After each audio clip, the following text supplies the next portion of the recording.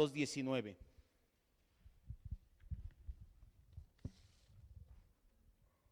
Primera de Juan 2:19.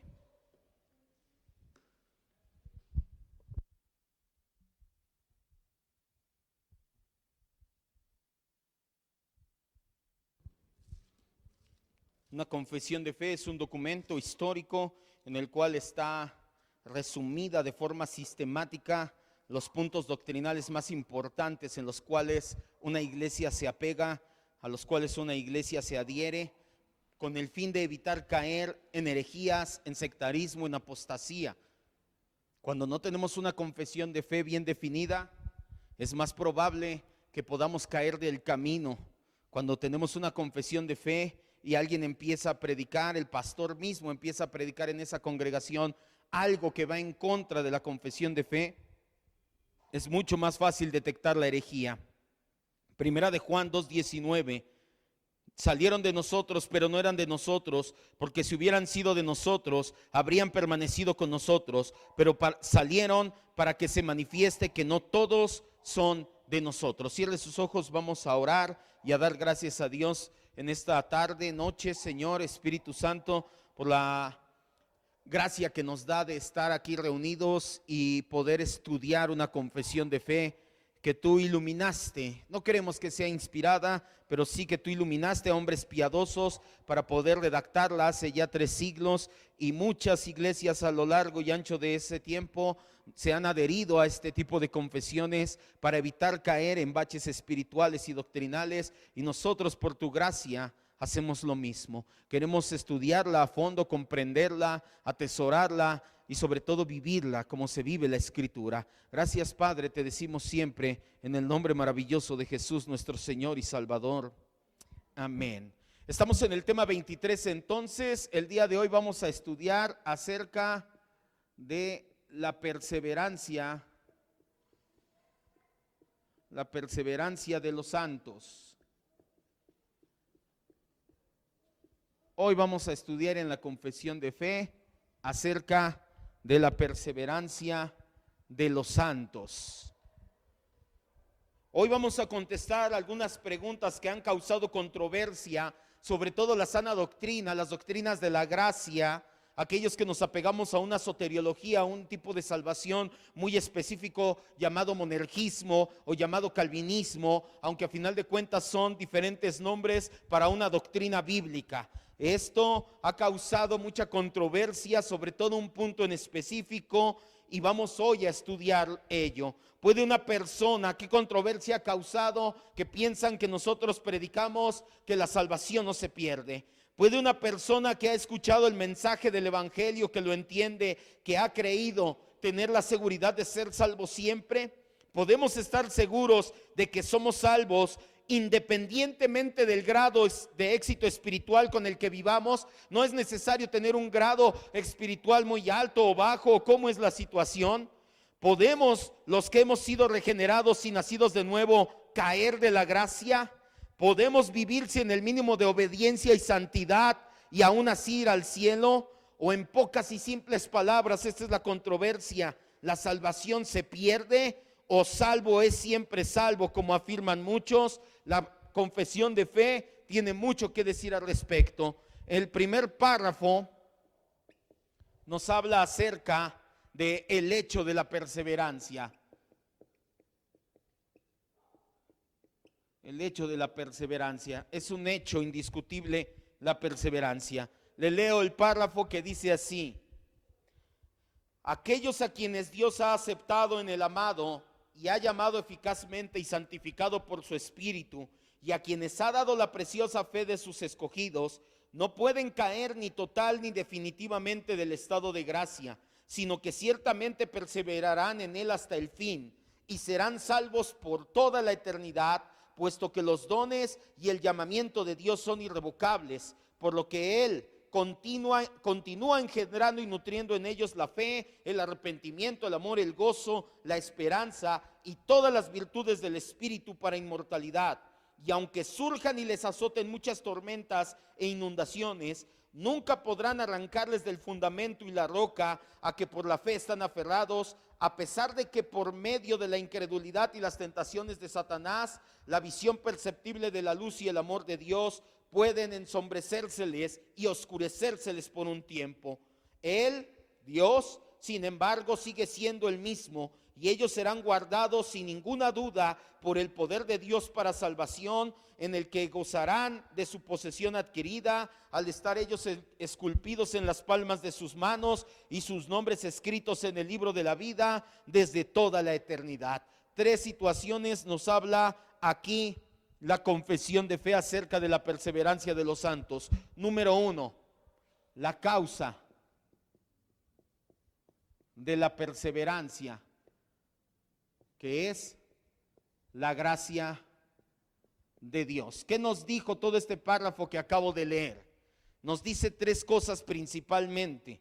Lo explica de manera muy detallada, por eso es que tardo mucho leyéndolo, para darnos bien detallado el concepto. ¿Cuál es ese primer concepto? Que la causa de la perseverancia es la gracia de Dios, que Dios en su gracia nos preserva. Vamos a las siguientes citas: Juan 10, 28 y 29, hermano Gabriel. Filipenses 1:6, mi esposa, por favor. Segunda de Timoteo 2:19, Esther, aquí estás enfrente. Y vamos todos a segunda de Pedro 1, del 5 al 10. Les repito las citas: Juan 10, 28 y 29, Filipenses 1:6, segunda de Timoteo 2:19, y todos vamos a segunda de Pedro capítulo 1, versículos del 5 al 10. Lo primero que nos dice la confesión de fe, o cuando ya lo desglosamos, es que la causa de la perseverancia es la gracia de Dios. Sí, vamos a entender que una vez que tú naciste de nuevo, no hay nada que vaya a evitar que llegues hasta el final de los días siendo cristiano. No es salvo, siempre salvo. Ahorita vamos a entender bien cómo está la situación. Lo primero que tenemos que saber es que la causa de eso no es que tú eres muy bueno, no es porque le echaste ganas, no es porque eres mejor que los demás. La causa de que si una vez que naciste de nuevo vas a llegar hasta el último día siendo cristiano es la gracia de Dios, es que Dios es bueno. Filipenses 10, 28 y 29. Perdón, Juan 10, 28 y 29.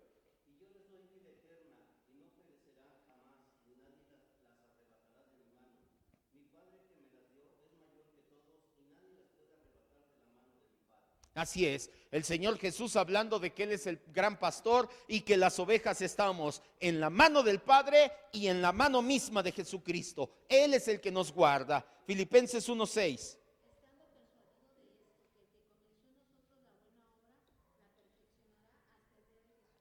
El que comenzó la buena obra la perfeccionará.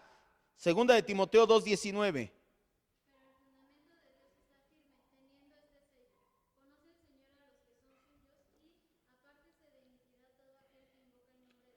Aquí está la doble parte, Aquí está la doble parte, porque de hecho la confesión de fe nos dice que aquellos que Dios ha preservado van a estar siempre con Él en la eternidad, en fe, arrepentimiento, amor, gozo, esperanza. Y aquí está la doble parte, dice: conoce el Señor a los suyos y apártese de iniquidad aquel que lo conoce. Entonces no es salvo, siempre salvo. Si tú verdaderamente has sido escogido por Dios, te vas a apartar de iniquidad, vas a vivir en santidad.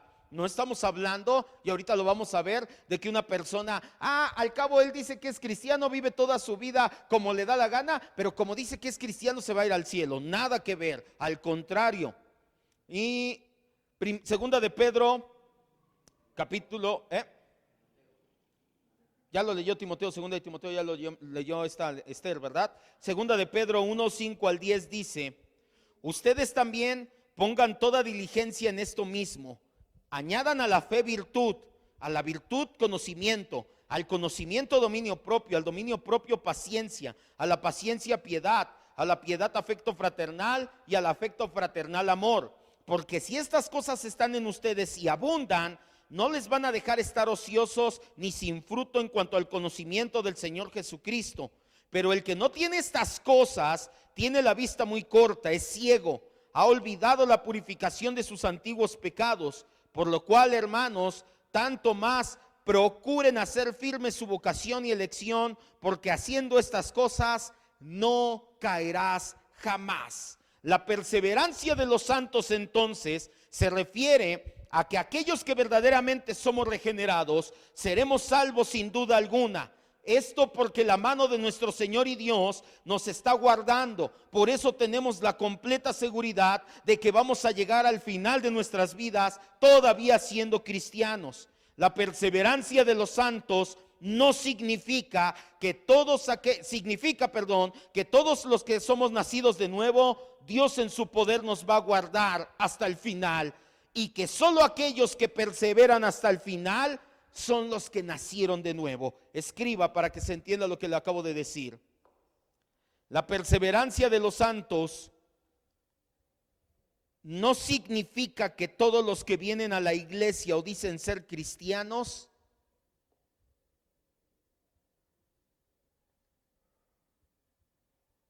se van a ir al cielo. Solamente los santos.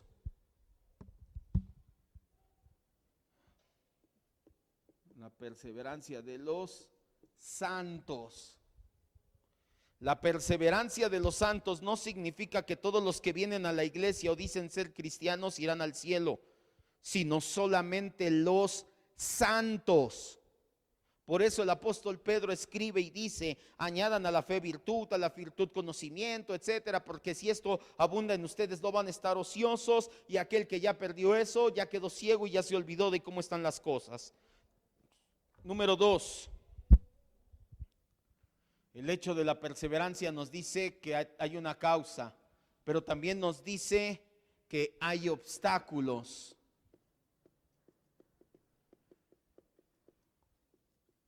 En la perseverancia. Vamos a las siguientes citas. Hermano Gabriel, Salmo 89, 31 y 32. Esther, Primera de Corintios 11, 32. Y vamos todos los demás a Segunda de Timoteo 4, 7.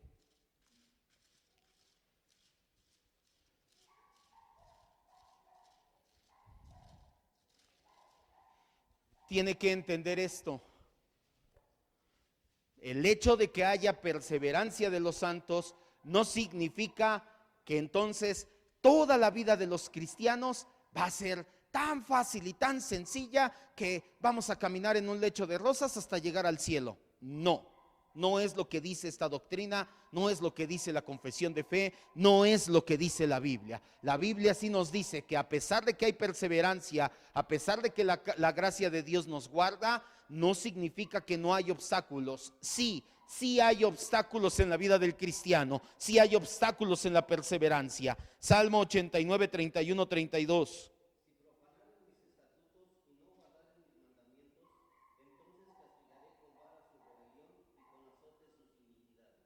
Así es. ¿Qué obstáculo nos está hablando aquí? El pecado.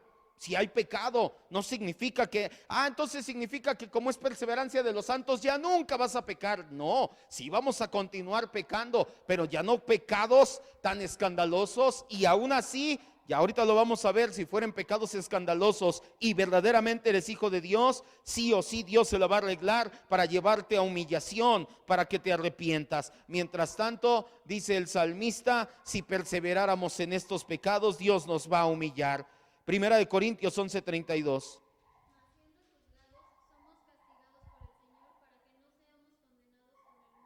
Así es. Y por último, segunda de Timoteo 4, 7. Dice: he peleado la buena batalla, he acabado la carrera, he guardado la fe. Pablo compara la vida cristiana con una lucha y con una carrera, hablando acerca de que no va a ser fácil la vida cristiana. La perseverancia de los santos no significa que la vida cristiana es fácil y que por eso siempre ya vas a estar siempre en camino del lecho de rosas a la salvación. En primer lugar, cuando un hijo de Dios comete pecados en su carne, tienes que entender que no pierde su estado de salvación o su posición en Cristo. Si de verdad es un hijo de Dios, puede estar alejado de los caminos del Señor, incluso por mucho tiempo, pero tarde o temprano regresará a la senda antigua. Nunca debemos de olvidar que precisamente para eso es la sangre de Cristo, para limpiarnos de los pecados de la carne, todos, presentes, pasados y futuros. Escriba entonces: un verdadero hijo de Dios, tarde o temprano confiesa sus pecados y se aparta de ellos.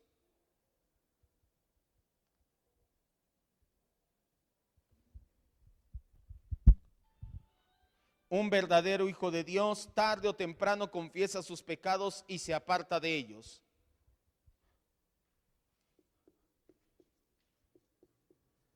Número 3, nos habla de la seguridad de la perseverancia.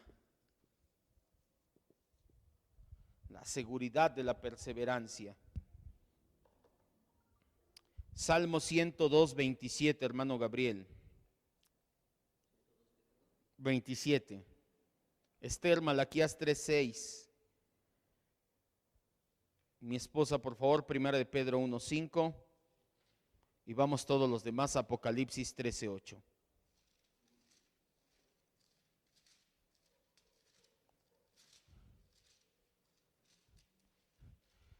Les repito las citas: Salmo 102, 27, Malaquías 3:6, Efesios 1:14, Primera de Pedro 1:5 y Apocalipsis 13:8.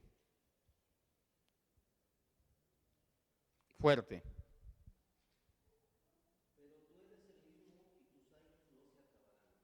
Tú eres el mismo. Ahorita vamos a entenderlo porque esta cita, Malaquías 3:6.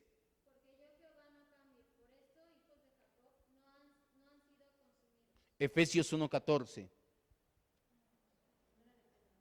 Primera de Pedro 1:5.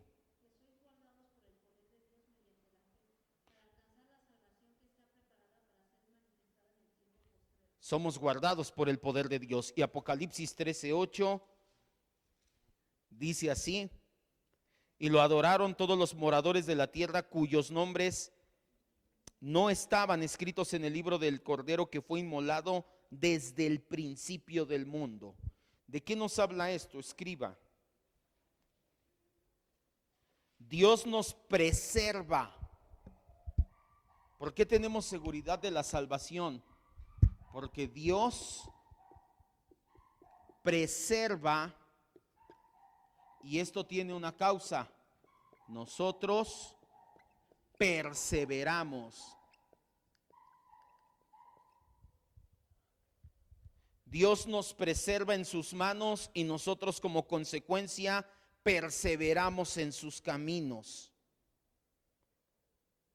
Lo leía mi hermano Gabriel en el Salmo 102 acerca de que el Señor es siempre el mismo. En Malaquías 3:6, porque yo no cambio, por eso no han sido consumidos. En Primera de Pedro 1:5 lo leía mi esposa acerca de que el poder de Dios es el que nos guarda.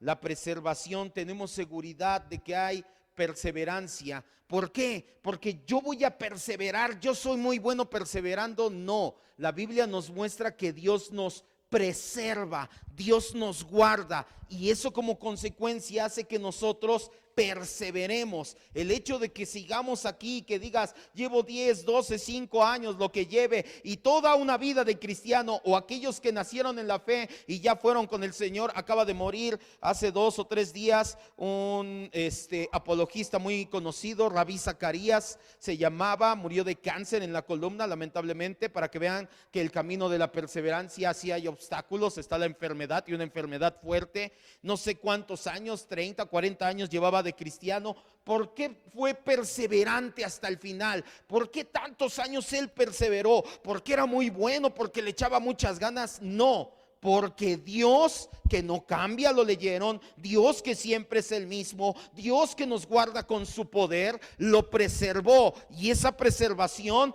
hizo que se notara su perseverancia. En otras palabras, para que se entienda más fácil, si tú le echas ganas como cristiano toda tu vida, es porque Dios puso el querer como el hacer en tu corazón, no porque tú merezcas algo.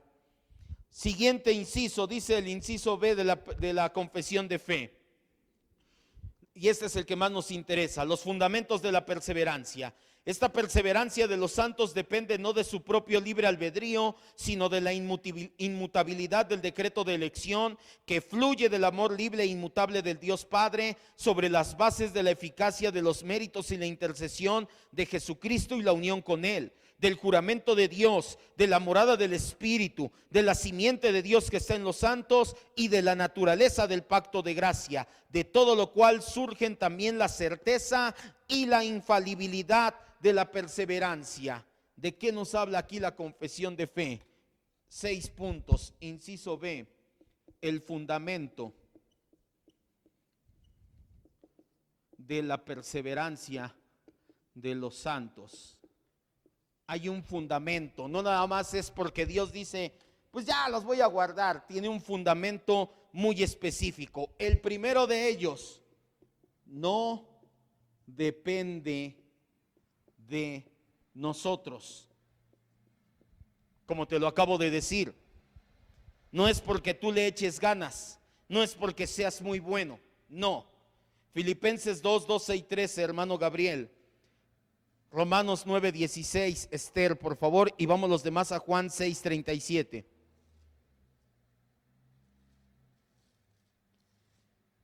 Filipenses 2, 2, 13, Romanos 9, 16 y Juan 6, 37, y después de ahí saltamos al 44. Fuerte.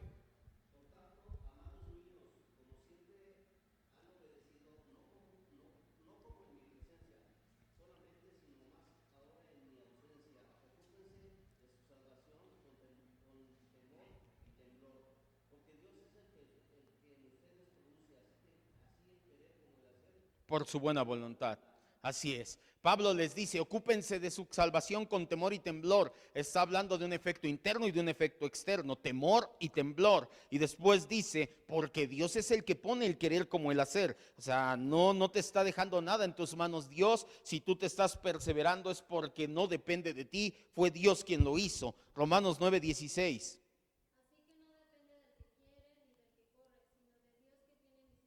Y el contexto habla de la salvación. Pastor, pero ese texto, ¿de qué habla? El contexto habla de la salvación. No depende del que corre, no depende del que quiere, sino de que Dios tiene misericordia. Por eso eres salvo y por eso perseveras en salvación. Juan 6, 37 dice, todo lo que el Padre me da vendrá a mí, y el que a mí viene, ¿qué dice? Ya no le echo fuera, lo voy a aceptar y no lo echo fuera. Y ahí mismo, versículo 44 dice, ninguno puede venir a mí si el Padre que me envió no lo trajere, y yo lo voy a guardar, y por eso lo voy a resucitar en el último día. Escribe, si Dios dejara en nuestras manos la preservación en la gracia,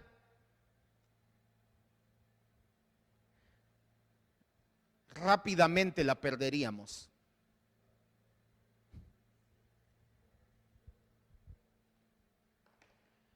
Yo creo que si alguien me dice, me duró un día, le diría, no, pues ya la hiciste, fuiste el que más la cuidó. Si Dios dejara en nuestras manos la preservación en la gracia, rápidamente la perderíamos.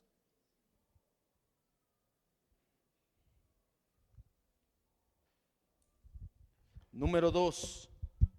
Entonces, ¿de qué depende?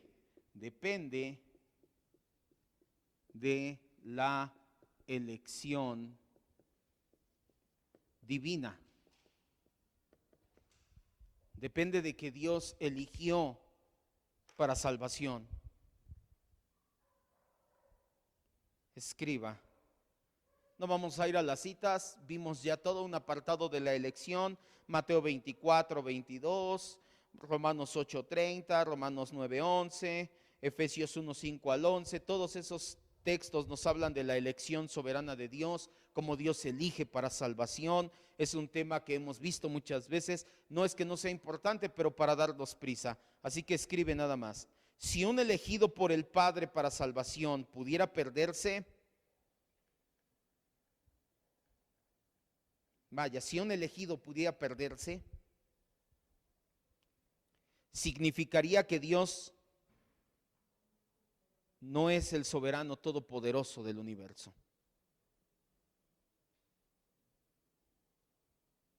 Si un elegido pudiera perderse, significaría que Dios no es el soberano todopoderoso del universo.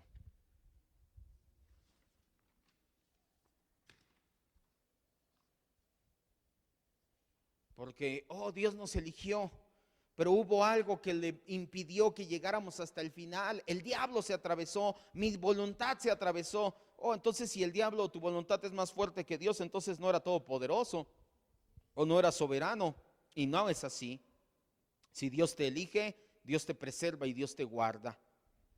Número 3, descansa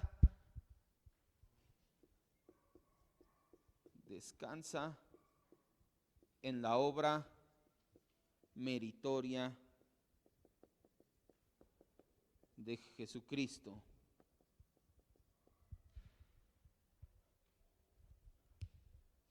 Descansa en la eficacia de la obra de Cristo, como le quiera poner. A esta cita sí vamos. Efesios 1:4, hermano Gabriel. Romanos 5:9. Mi esposa, por favor. Primera de Corintios 1:8 y 9. Esther, por favor. Y vamos todos los demás a Romanos 8:31 en adelante.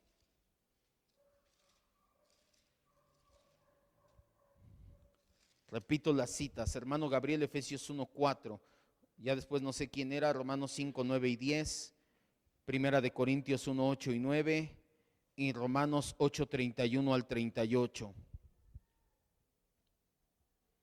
Ahorita al final vamos a ver los 6 puntos, son 6 puntos y ya amarramos todo junto al final de este segundo inciso, de este segundo párrafo de la confesión de fe. ¿Cuál es el fundamento que no está en nuestras manos, que está en las manos de Dios y que descansa en la elección de Cristo, en la eficacia de la obra de Cristo? Efesios 1:4.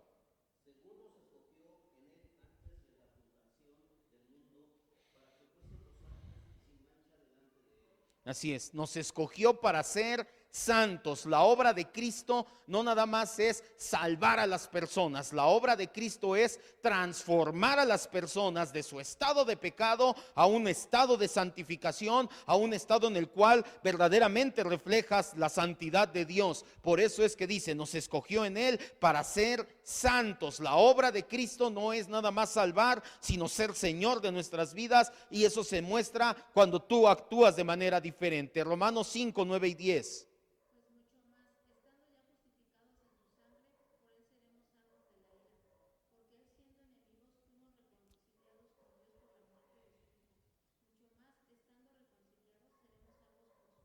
Porque si siendo enemigos fuimos reconciliados, mucho más ahora seremos reconciliados. ¿Qué está diciendo aquí Pablo? Si antes, cuando eras enemigo de Dios, Dios te rescató, ahora que estás bajo la obra de Cristo, ahora que ya eres nacido de nuevo, ¿cómo no te va a seguir perdonando? Primera de Corintios 1:8 y 9.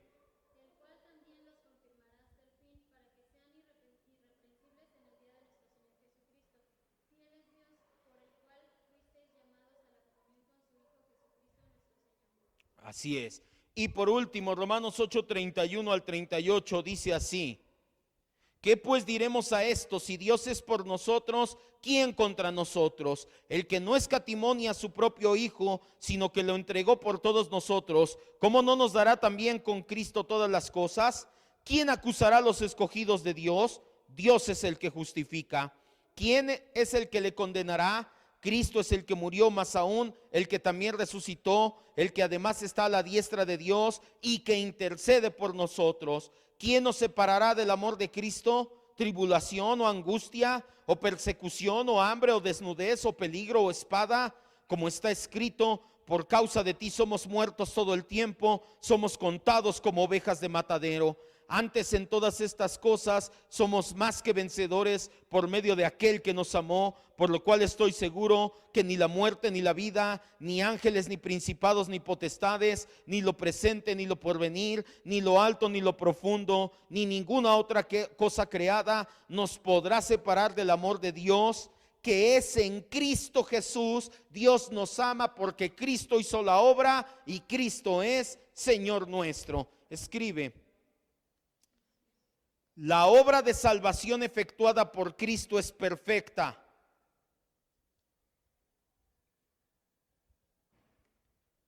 Eso garantiza nuestra perseverancia.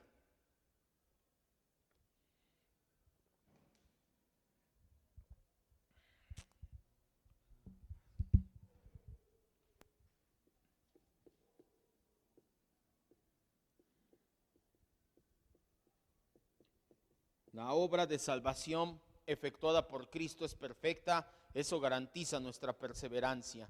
Número 4, se basa en la seguridad de la promesa y el juramento hecho por Dios.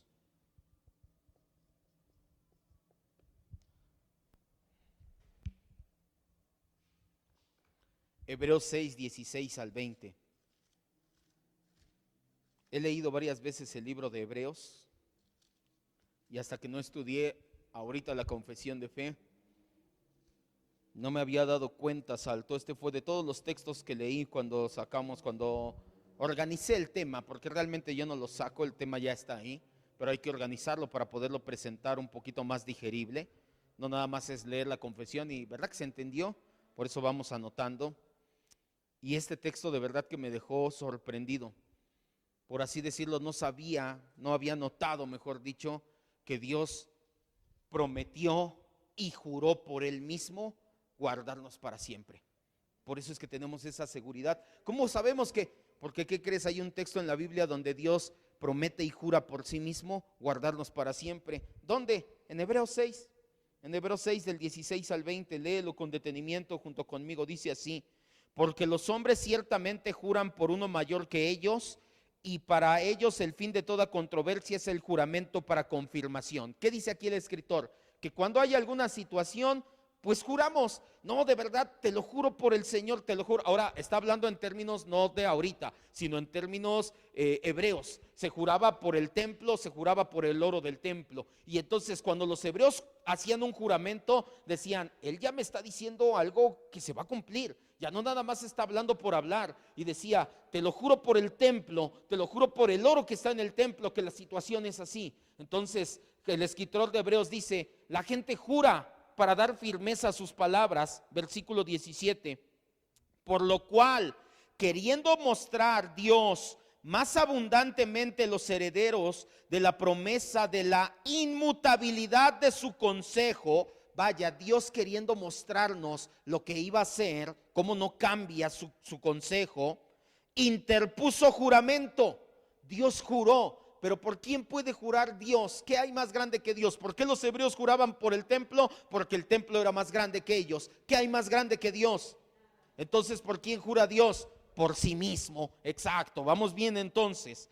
Nuevamente el 16 desde el principio para que se termine de entender. Porque los hombres ciertamente juran por uno mayor que ellos, y para ellos el fin de toda controversia es el juramento para confirmar. Por lo cual, queriendo Dios mostrar mucho más a los herederos de la promesa la inmutabilidad de su consejo, interpuso juramento, para que por dos cosas inmutables. ¿Cuáles son las dos cosas inmutables? Su promesa y su juramento. Dos cosas de Dios que no van a cambiar: su promesa y su juramento. Para que por dos cosas inmutables, en las cuales es imposible que Dios mienta, tengamos un fortísimo consuelo los que hemos acudido para tomarnos de la esperanza puesta delante de nosotros, la cual tenemos como segura y firme ancla del alma, y que penetra hasta dentro del velo, donde Jesús entró por nosotros como precursor, hecho sumo sacerdote para siempre, según el orden de Melquisedec. ¿Qué está diciendo aquí el escritor de Hebreos? El escritor de Hebreos está diciendo que Dios hizo una promesa y un juramento por sí mismo, y que Dios no miente, y que Dios no cambia, y que por eso podemos entrar hasta el trono de la gracia, y por eso podemos estar delante de Dios, y sabemos que nunca nos va a desechar, porque Dios no miente. Escriba entonces: Dios ha prometido y ha jurado por sí mismo preservarnos. Y Él no es hombre para que mienta, ni es hijo de hombre para que se arrepienta. Dios ha prometido y ha jurado por sí mismo preservarnos. Y Él no es hombre para que mienta, ni es hijo de hombre para que se arrepienta.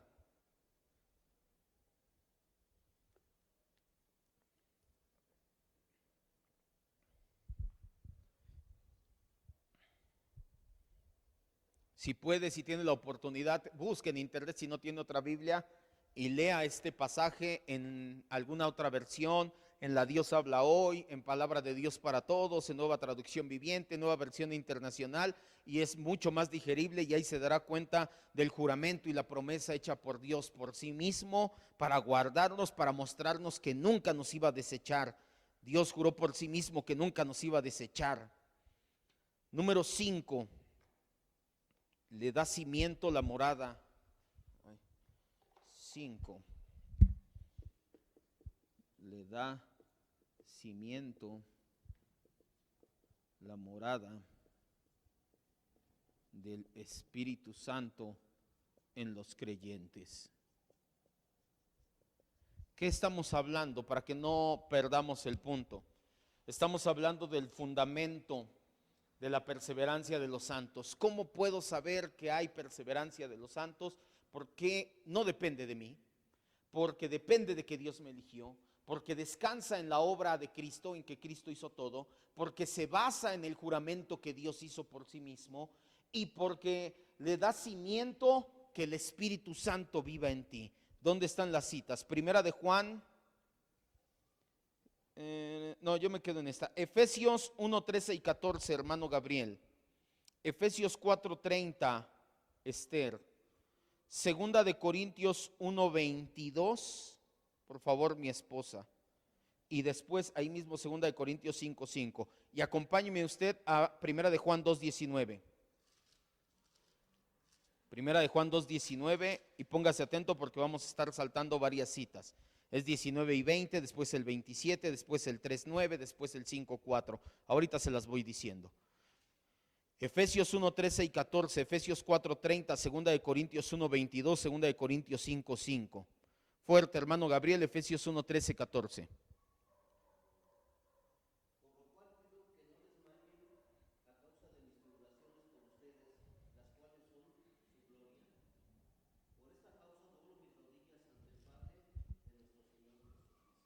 Efesios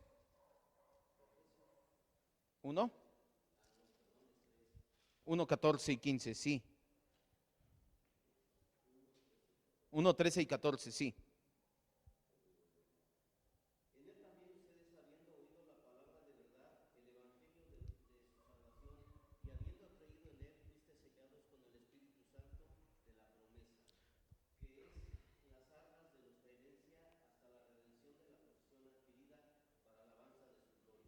Exacto, dos palabras, sellados y arras. Fuimos sellados con el Espíritu Santo, que son las arras de la promesa. Efesios 4:30.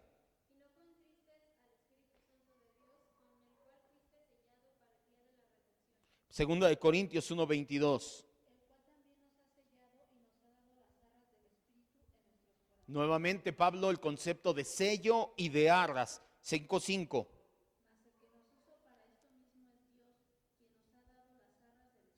Nuevamente las arras del Espíritu. Primera de Juan 2:19, 20. Vamos a leerlo todos juntos. Ahorita vamos a entender qué son las arras. De hecho, vimos en neumatología todo un tema de las arras y todo un tema del sellado. Si quiere buscarlo, ahí está en internet el tema en audio y en escrito. Primera de Juan 2:19 y 20 dice: salieron de nosotros, pero no eran de nosotros, porque si hubieran sido de nosotros, habrían permanecido con nosotros, pero salieron para que se manifieste que no todos son de nosotros. Pero ustedes que sí permanecen, tienen, ¿qué dice? La unción del Santo. ¿Quién es la unción del Santo? el Espíritu Santo. Acuérdese, esto ya lo habíamos estudiado hace tiempo, lo estudiamos cuando hablamos del discípulo cristiano. La unción del Santo, el respaldo de Dios es el Espíritu de Santo en ti. Vamos a parafrasearlo entonces: pero ustedes tienen al Espíritu Santo y conocen las cosas, saben discernir la verdad de la casi verdad. Versículo 27 ahí mismo. Pero el Espíritu que está en ustedes y que recibieron permanece en ustedes. Por eso no tienen necesidad de que nadie les enseñe, hablando acerca nuevamente de que sabes distinguir la verdad de la casi verdad. Ahí mismo 3:9. Todo aquel que es nacido de Dios no practica el pecado. Esta es la parte que nos interesa. Porque la semilla de Dios, ¿quién es la simiente de Dios en mí? El Espíritu Santo, Él está en mí. Y por último, el 5:18. Sabemos que todo aquel que ha nacido de Dios no practica el pecado, pues aquel que fue engendrado por Dios le guarda y el maligno no le toca. La presencia del Espíritu Santo en nuestras vidas sirve como arras o promesa de que todo será cumplido. ¿Qué son las arras en el tiempo bíblico? Como hoy en día, esto ya se lo había explicado, en los tiempos bíblicos también hacían negocios o transacciones con enganche. Las arras era el enganche, solamente que aquí pasa algo. Aquí tú das el enganche y ya no puedes y ya se deshace el negocio, te penalizan o algo. En los tiempos bíblicos, cuando tú dejabas unas arras, cuando tú dejabas el enganche, ya estabas comprometido sí o sí a terminar ese negocio. Por eso es que el apóstol Pablo compara al Espíritu Santo con las arras y dice: todavía no se termina esto, todavía falta la glorificación, pero vamos a dejar un enganche para que vean que Dios está haciendo las cosas en serio. ¿Y quién es ese enganche? ¿Quiénes son las arras? El Espíritu Santo. Pero también nos dice del sello. El sello nos habla de posesión, autoridad o responsabilidad. Escriba entonces para que se entienda. El sello del Espíritu en nosotros durará hasta el día de la glorificación.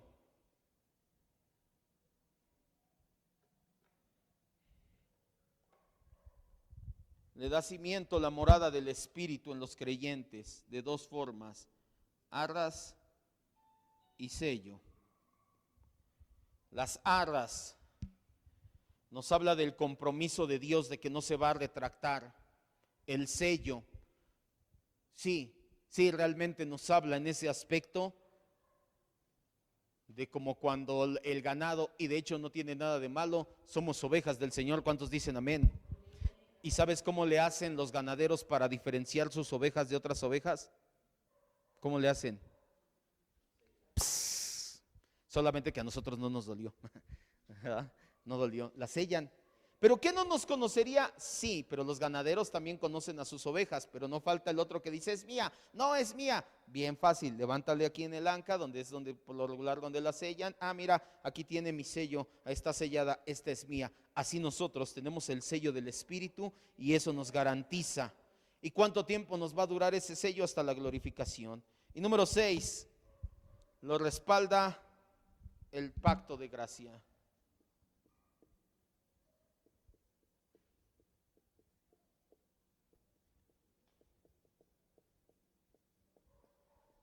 La respalda el pacto de gracia. Escriba.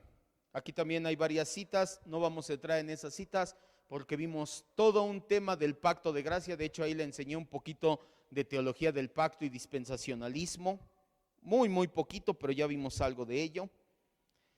Y vimos que hay tres grandes pactos: el pacto de obras que hizo Dios con Adán. Está el pacto de redención que hizo el Padre con el Hijo y con el Espíritu Santo en la eternidad. Y está el pacto de gracia, que es el pacto del Padre con el Hijo y los creyentes. Si quiere aprender más, si quiere recordarlo, busque también el tema. Dios, escriba, Dios entró en un pacto con los hombres para perdón de sus pecados.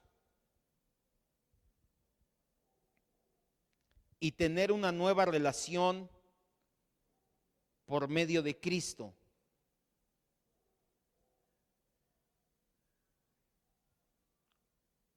Como todo pacto de Dios, este también es eterno.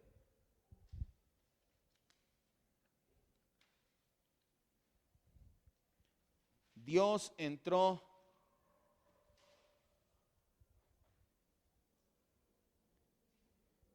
en un pacto con los hombres para perdón de los pecados y tener una relación por medio de Cristo. Como todo pacto de Dios, este también es eterno.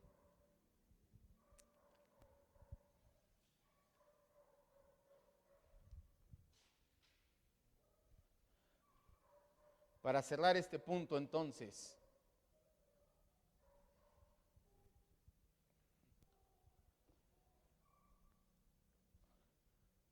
ok, ahorita escribimos. Estamos en el segundo párrafo, ya para que lo terminemos bien, para cerrarlo. El segundo párrafo nos habla del fundamento de la perseverancia de los santos. ¿Qué fundamento? Acuérdese que todo lo que hace Dios está bien cimentado y bien fundamentado. A Él podría decretar y decir, se hace así porque yo lo digo y se acabó. Y sin embargo, para que veamos su perfección, Él dice, está fundamentado en esto, en esto, en esto y en esto. ¿En qué se fundamenta? ¿Cómo podemos saber que vamos a perseverar? Primero, porque no depende de nosotros. Dios no lo dejó en nosotros, no lo dejó en nuestras manos o en nuestro corazón el perseverar. De hecho, lo vimos un punto anterior. Dios nos preserva, por eso nosotros perseveramos. Si le echas ganas es porque eres un elegido. ¿De qué depende entonces? Si no depende de nosotros, depende de que Dios te eligió. ¿Nada más? No. Descansa en la obra perfecta de Cristo. ¿Cómo sabes que un día Dios no te va a rechazar? Ahorita lo vamos a ver. Él hizo un juramento. Pero además, aunque tú hicieras algo y pasaran situaciones,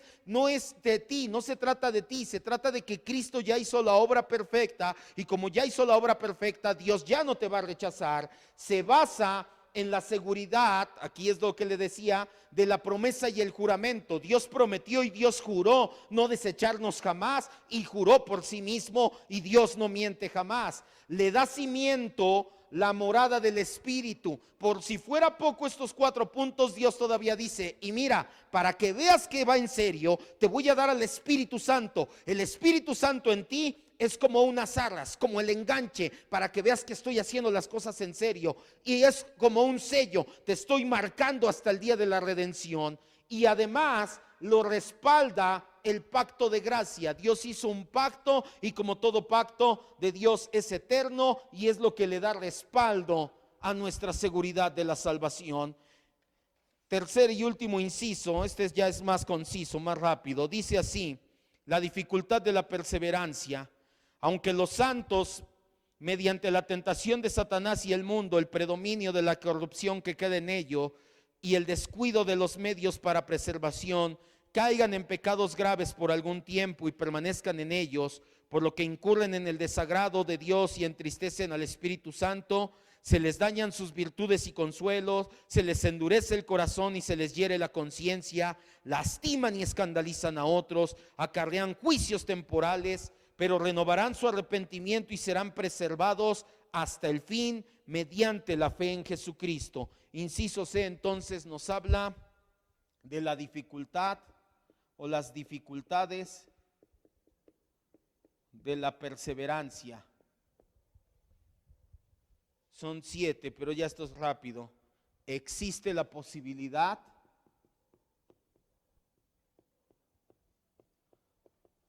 de caer aún en pecados graves. No vamos a ir, pero aquí la confesión de fe nos habla del pecado de negación de Pedro con Jesús. Apunta nada más, Mateo 26, 70 al 74. 3 veces negó Pedro al Señor Jesucristo. No fue poca cosa, fue un pecado grave. El hecho de decir, no lo conozco, que no lo conozco, que juro que no lo conozco. Mateo 26, 70 al 74 nos habla de ello. Sí existe la posibilidad de caer en pecados graves. Número 2, para que se entienda bien qué dice la confesión de fe y qué dice la Biblia. Esto no significa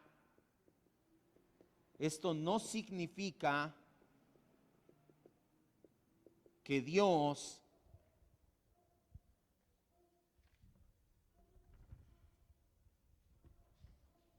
está contento con ellos.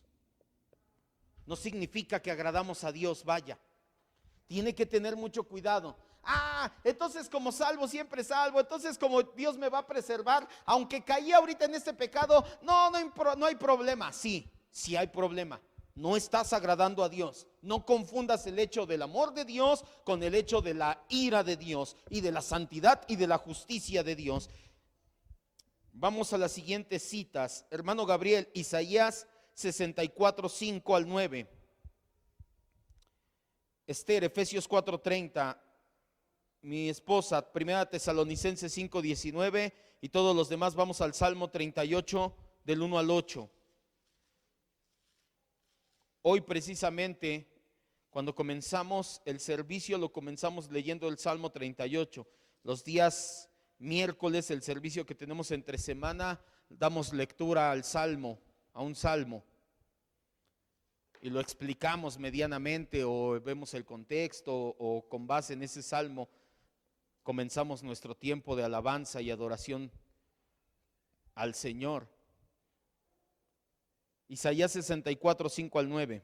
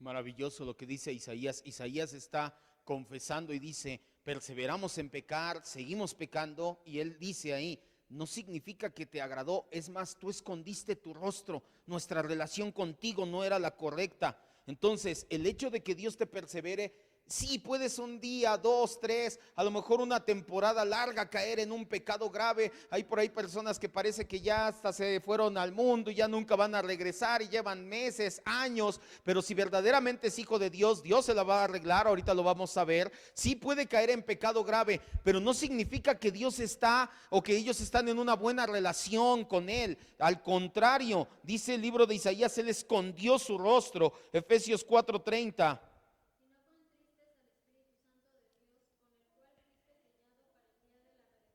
Lo contristamos, entristecemos al Señor cuando lo hacemos. Primera Tesalonicenses 5:19.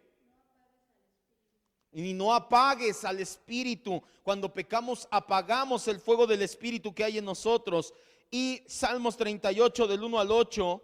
Señor, no reprendas en tu furor, ni me castigues en tu ira, porque tus saetas cayeron sobre mí, y sobre mí ha descendido tu mano. No hay nada sano en mi carne a causa de tu ira, no hay paz en mis huesos a causa de mi pecado. ¿Qué está diciendo David? Me está yendo de la patada porque estoy pecando, porque mis iniquidades se agravaron en mi cabeza, como carga pesada me han agravado a mí. Hieden y supuran mis llagas a causa de mi locura. David está viendo su condición espiritual y dice, apesto a causa de mis pecados. Espiritualmente soy un apestoso. Estoy encorvado, estoy humillado en gran manera, hablando acerca de que tiene ese pesar espiritual, camina casi como jorobado, espiritualmente hablando tiene ese pesar. Ando enlutado todo el día, siempre está triste, porque mis lomos están llenos de ardor y no hay nada sano en mi carne. Me siento débil y molido en gran manera. Gimo a causa de la conmoción de mi corazón. ¿Qué está diciendo David?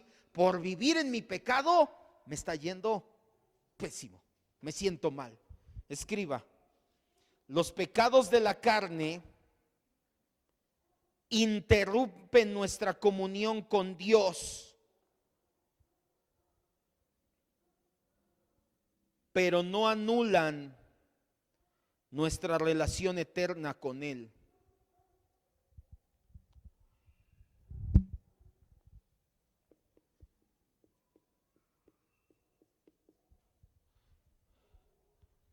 Número 3, nuestra vida espiritual se ve gravemente afectada.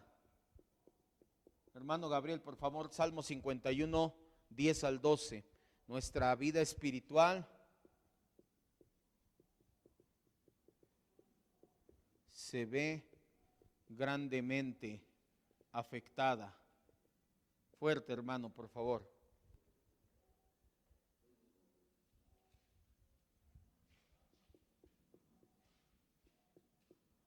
Número 4, podemos caer en endurecimiento.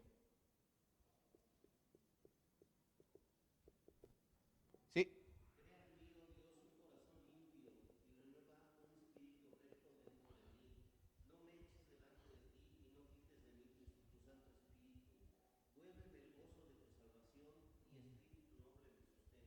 Vuélveme el gozo de tu salvación y espíritu noble me sustente. Número 4, se puede caer en endurecimiento de corazón. Esther, por favor, Salmo 32, 3 y 4. Y nuevamente, hermano Gabriel, Salmo 73, 21 y 22.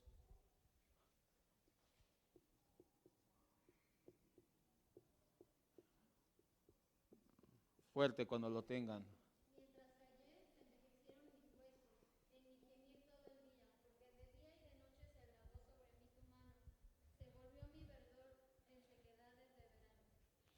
Lo que yo tenía verde, mi verdor, mi corazón espiritualmente estaba floreciendo, ahora se volvió una sequedad, está seco, está duro. Salmo 73, 21 y 22.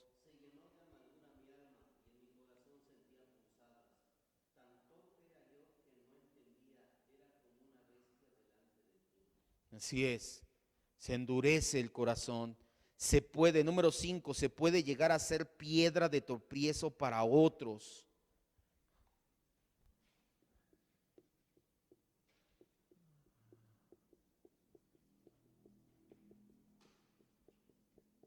Número 6, se acarrea la disciplina divina. Y número 7, al final Dios nos preserva para salvación.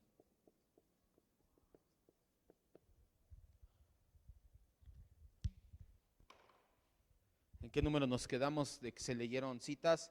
En el 4, ¿verdad? Podemos caer en endurecimiento de corazón, ya leyeron las citas. Número 5, se puede llegar a ser piedra de tropiezo para otros. Segunda de Samuel 12, 14, hermano Gabriel. Y vamos todos los demás a 1 Corintios 8, 9 al 13.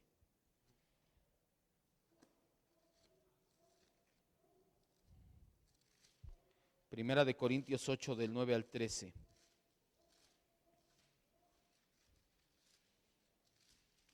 Fuerte, segunda de Samuel 12, 14.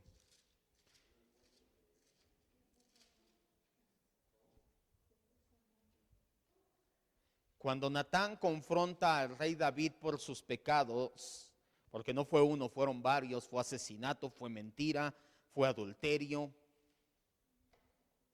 Cuando Natán confronta el profeta a David por sus pecados, lo confronta de una manera muy específica, le dice: tú has hecho que se blasfeme. Fuerte, segunda de Samuel 12, 14.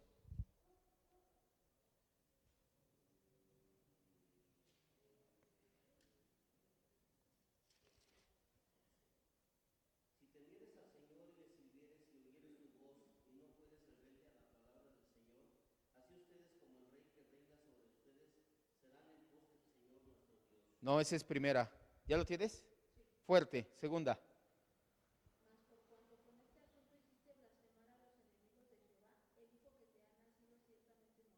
Así es. Mas con este asunto has hecho blasfemar a los enemigos del Señor. Primera de Corintios 8 del 9 al 13. Dice Primera de Corintios 8 del 9, pero miren que esta libertad suya no venga a ser tropiezo para los débiles, porque si alguno te ve a ti que tienes conocimiento sentado a la mesa de un lugar de ídolos, la conciencia de aquel que es débil no se será estimulada a comer de lo sacrificado a los ídolos, y por el conocimiento tuyo se perderá un hermano débil por quien Cristo murió. De esta manera pues, pecando contra los hermanos e hiriendo su débil conciencia, contra Cristo pecas. Por lo cual, si la comida le es a mi hermano ocasión de caer, no comeré carne jamás para no poner tropiezo a mi hermano. Y que conste que aquí Pablo no está hablando de una vida desenfrenada de pecado. Pablo está hablando de que hay veces que puedes hacer cosas que a ti en tu conciencia, la libertad de conciencia que Dios te dio, no te afectan y puedes guardar tu relación con Él, pero sí puedes hacer que otro hermano caiga.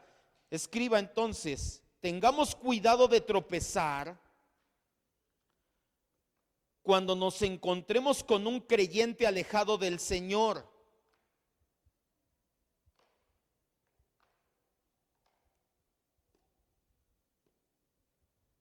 Vaya, no lo agarres como pretexto, no lo agarres como, no, pues si el hermano anda así, ¿qué me espero yo? Pues yo también voy a hacer lo mismo. Y ten cuidado de tropezar cuando te encuentres con un creyente alejado del Señor.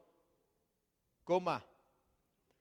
Pero procuremos aún más no ser nosotros los que hagamos tropezar así a alguien.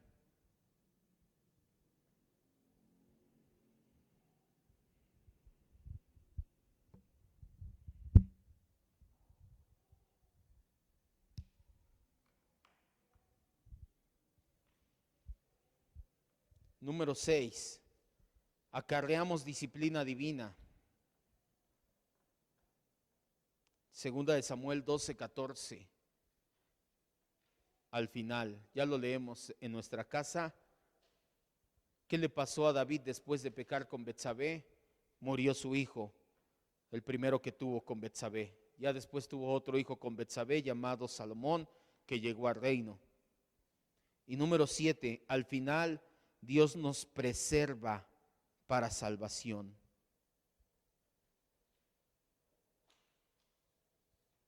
Primera de Corintios 11:32.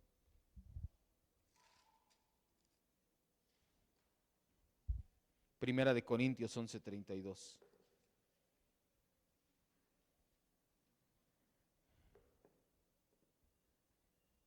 ¿Ya lo tenemos? Dice así la Escritura: mas siendo juzgados somos castigados por el Señor, somos disciplinados, de hecho es una mejor traducción de la palabra, para que no seamos ¿qué? Condenados con el mundo. Entonces, vamos a recapitular ya el último. La perseverancia de los santos sí nos habla acerca, por eso habla de las dificultades de la perseverancia. En el tercer párrafo no habla de que, como ya decíamos, todo es lecho de rosas. Sí nos habla de que hay cristianos y si es posible que los cristianos caigamos en pecados graves. Eso significa que al cabo, como Dios me va a perseverar, no hay bronca, Dios me sigue bendiciendo y me sigue dando. Que Dios en su gracia sea bueno y no haya mandado que te pase algo de verdad tremendo, no significa que estás en buenos términos con Él. Tu relación con Dios está lejana. Eso hace que tu vida espiritual se vea grandemente afectada. Por eso es que andan encorvados. Estoy citando a David: supura su llaga, te sientes mal, tus lomos están hinchados. Vaya, espiritualmente te va de la patada, te sientes intranquilo, te sientes mal, no tienes esa paz espiritual, todo te quita tu tranquilidad, hasta económica, espiritualmente, todo te va de la patada, porque no estás como deberías de estar con Dios. Podemos eso llegarnos a endurecer el corazón todavía más. Y eso puede crear que seamos piedra de tropiezo para otros. La gente nos ve y dice: no que era cristiano, mira cómo lleva su vida. Esto va a acarrear, si verdaderamente somos hijos de Dios, lo vimos en los otros puntos, va a acarrear tarde o temprano la disciplina de Dios a nuestras vidas. Dios se las va a arreglar sí o sí para disciplinar tu vida, para realmente regresarte al redil. Y al final Dios nos preservará para salvación. Ahí está el ejemplo en Lucas 10, en Lucas 15 del hijo pródigo. Por eso es que aquellos, esto se lo he dicho muchas veces, me encontré hace mucho tiempo, me encontraba con un hermano que decía, le decíamos hermano ya nada más de dicho, que no iba a la iglesia, no se congregaba, andaba en pecado desvergonzado. Y él decía, no, si todos me dicen, no te esperes a que te fractures, a que te vaya mal, regresa ahorita. Y él decía, no, mira, no, a mí me va bien, Dios me sigue amando, Dios no me castiga, Dios no me disciplina. Si verdaderamente no te está pasando eso, preocúpate, porque a lo mejor no eres su hijo. Porque Dios al que ama, disciplina y azota al que recibe por hijo. Si nunca te ha pasado nada, si dices, no, a mí hasta me va mejor, híjole, entonces preocúpate verdaderamente, porque a lo mejor no eres su hijo, no eres hijo de Dios, a lo mejor nada más degustaste un poquito del don celestial, pero después tu futuro eterno, tu futuro eterno será incierto. Vamos a orar. No sé si tenga alguna duda. Si no tiene ninguna duda, vamos a orar. El mensaje del día de hoy es la perseverancia de los santos. El apóstol Juan dice, salieron de nosotros, pero no eran de nosotros. Si hubieran sido de nosotros, hubieran permanecido como nosotros permanecemos. ¿Por qué permanecemos? ¿Por qué perseveramos? ¿Por qué le echamos ganas, vaya, en toda nuestra vida cristiana? No es porque somos mejores ni porque somos buenos. Es porque Dios nos da el querer como el hacer. Dios nos preserva y eso se refleja en que nosotros perseveramos. ¿Eso significa que nunca vamos a caer y a pecar? No, todo lo contrario. Para nuestros pecados de la carne está la sangre de Cristo, para presentes, pasados y futuros nos limpia.